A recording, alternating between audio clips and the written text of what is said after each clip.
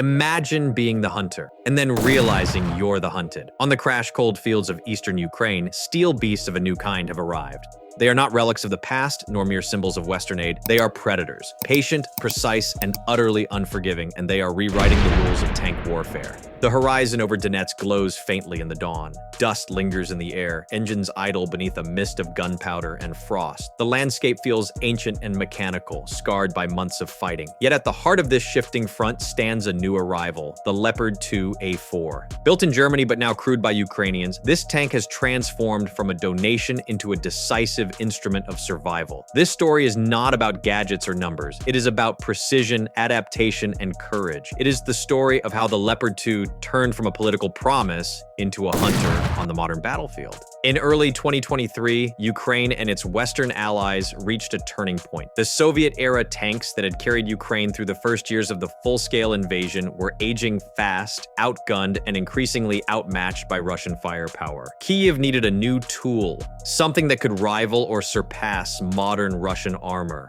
Europe responded. Germany, Poland, Norway, Spain, and Canada opened their storage depots and training grounds. Leopard 2A4 and 2A6 variants were prepared, refurbished, and shipped to Ukraine. Crews were flown to Poland for training that condensed months of NATO doctrine into a few intense weeks. When the first Leopards rolled onto Ukrainian soil, they carried more than ammunition and fuel. They carried the weight of Western credibility and the hopes of Ukrainian soldiers staring down waves of Russian armor. The early days were hard, maintenance chains were fragile, spare parts limited, and crews had to learn to operate under constant drone surveillance. But those teething problems faded quickly. Within months, reports from the front began to show a clear pattern. The Leopards were not only surviving, they were reshaping the battlefield. To understand why, you need to step inside. The Leopard 2A4 is built around a 120mm Rheinmetall L44 smoothbore gun, stabilized and paired with advanced fire control and thermal targeting systems. Even in total darkness or heavy smoke, it can identify, lock on, and fire with astonishing accuracy. Its armor combines layers of hardened steel, tungsten, and advanced composites. It can withstand direct hits that would cripple older designs. Beneath its hull lies a 1,500 horsepower MTU diesel engine that propels the 60-ton tank at speeds reaching 70 kilometers per hour on favorable terrain, a remarkable feat for its weight class. But what sets it apart is survivability. The ammunition is stored in an isolated compartment with blow-off panels designed to vent explosions away from the crew. The interior layout gives the gunner and commander an ergonomic, clear workspace. When hit, crews often have precious seconds to evacuate, seconds that can mean the difference between life and death. It is this blend of firepower, protection, and mobility that makes the Leopard not just another tank, but a balanced predator on the battlefield. The first Leopards went into combat in the south and east of Ukraine in Zaporizhzhia, Donetsk, and Kharkiv. The results were immediate, but not without cost. Mines, loitering munitions, and long-range artillery tested both crew and machine. Yet even under pressure, the Leopard strengths began to shine through. In one publicly verified engagement, a Leopard 2A4 of Ukraine's 33rd Mechanized Brigade destroyed 2 Russian armored personnel carriers in under a minute. Thermal optics and stable fire control turned what could have been a prolonged skirmish into a precise and clinical engagement. These early missions proved a critical point. The tank was only as effective as its crew's tactics, and Ukraine's tankers were learning fast. By late spring 2024, the Leopards faced their first true trial by fire near the Vovcha River in Donetsk. Russian forces advanced with tanks and infantry fighting vehicles, expecting to crush what they thought was a light defensive line. Hidden among the trees and earthen banks were Ukrainian Leopards lying in wait. Reports from the Telegraph and Forbes Defense confirmed that the Leopards took up flanking positions, letting the Russian convoy roll deep into the ambush zone. At 2,500 meters, the lead Leopard fired. Its first round struck the lead tank, setting it ablaze. A second shot followed, then another from a supporting Leopard. Within minutes, multiple Russian vehicles were burning, their formation shattered. Thermal imaging and superior optics gave the Ukrainian gunners the first look and the first kill. What followed was chaos. Russian armor retreating under fire, Ukrainian drones capturing the aftermath. When the dust cleared, several Russian tanks and BMPs were reduced to wrecks along the riverbank. It was proof that the Leopard, when used intelligently, could dominate tank-on-tank combat, even against numerically superior forces.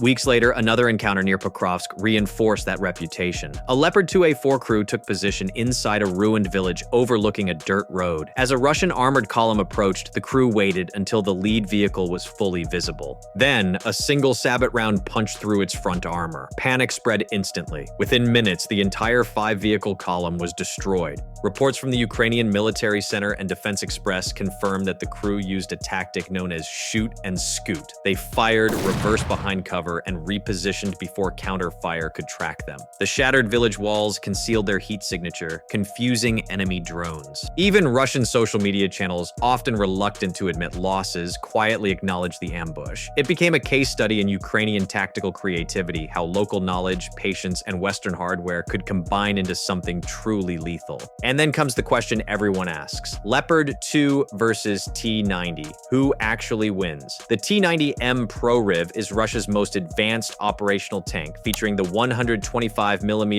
2A46M 5-gun, modern thermals, and re-elect reactive armor. On paper, it's formidable, but in practice, reality tells another story. The Leopard's EMES 15 optics and laser rangefinder allow it to engage targets up to 4 kilometers away, with stability even while moving. The T-90 systems, while improved, still struggle to match that level of clarity, especially at night or during movement. In terms of survivability, the difference is stark. The Leopard's separated ammunition storage and blow-off panels have saved countless lives. The T-90, like most Soviet designs, stores shells inside the crew compartment. When it's hit, the ammunition often cooks off, destroying the tank completely. The Oryx open-source loss database has documented this pattern throughout the war. Most T-90 strikes in combat are total losses, while many damaged Leopards are recovered, repaired, and returned to the fight. That is not propaganda. That is data, corroborated by multiple defense analysts, including the Royal United Services Institute and the Military Balance 2025. None of this means the T-90 is ineffective. It remains dangerous, especially when combined with drones and artillery. But in a direct duel with equally skilled crews, the Leopard holds the edge in accuracy, visibility, and protection. 3 factors that often decide who survives the first 10 seconds of an engagement. Modern warfare is not just tank versus tank anymore. Drones have transformed the battlefield into a 3-dimensional chessboard. FPV drones, some no bigger than a steering wheel, can carry grenades or shape charges and dive straight into open hatches. Observation drones hover miles away, relaying positions to artillery units. The sky has become a constant threat and an opportunity. Ukrainian Leopard crews have adapted brilliantly. They operate in close coordination with their own drones, using small reconnaissance quadcopters to scout ahead and mark enemy armor. Once coordinates are set, the tank maneuvers, fires, and immediately relocates before the enemy can retaliate. This hunter-killer system has proven devastating. Some units even use small electronic warfare devices to jam incoming FPVs, creating temporary drone-blind zones around their vehicles. It's not foolproof, but it works often enough to matter. Crews have also mastered deception. They use multispectral camouflage nets, heat decoys, and even idle wrecks to confuse infrared sensors. In some cases, Leopard crews survived large-scale drone attacks simply by cutting their engines, hiding under tree lines, and waiting for the enemy's batteries to drain. The Leopard may have been born in the Cold War, but on Ukraine's digital battlefield, it has been reborn as a 21st century predator. Behind every tank, there are people. Many Leopard crews were civilians only a year before. Mechanics, gamers, farmers, students. They trained in Poland and Germany, learning complex NATO systems at breakneck speed. They gave their tanks names Beast, Shadow, Iron Cat, because these machines were not just tools, they were comrades. Interviews by Reuters and Deutsche Welle reveal how crews describe the Leopard as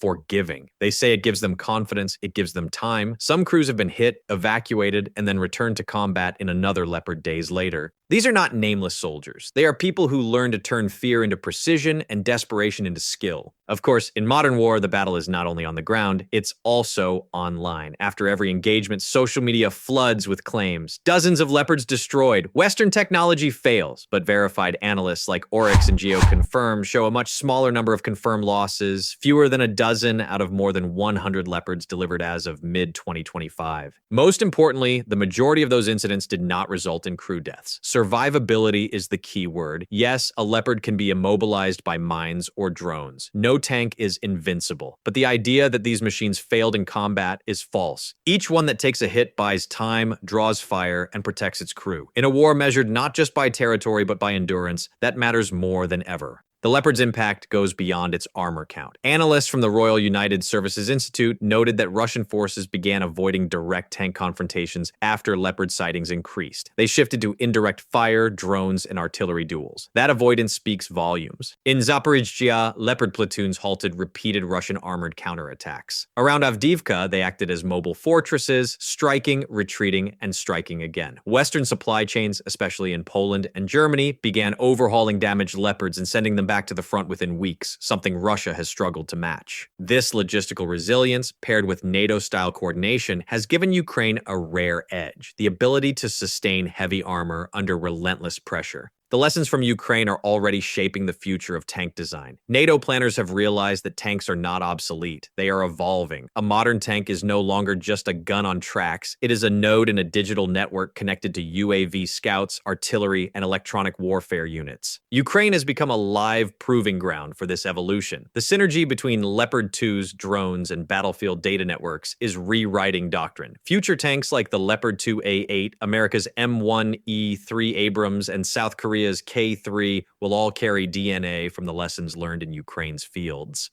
But beyond all the analysis and strategy, one truth stands above the rest. Winning here doesn't mean parades or trophies. It means surviving the night. It means holding a position long enough for civilians to escape. It means trusting that when the hatch closes and the outside world turns to chaos, the armor around you will hold. A Ukrainian commander told DW, "We trust the Leopard because it gives us time to fight, and time to live." That might be the most powerful sentence in this entire story. As the smoke clears and engines rumble back to life, the Leopards roll onward, slow, methodical, unstoppable. These tanks were not built for conquest. They were built for defense, precision, and endurance. And in Ukrainian hands, they have become something more: hunters on the modern battlefield. The Leopard 2 is not invincible, and it never claimed to be. But in 2025, it stands as proof that when courage, technology, and willpower align, even the heaviest steel can move faster than fear. Ukraine's Leopards are still hunting and still winning.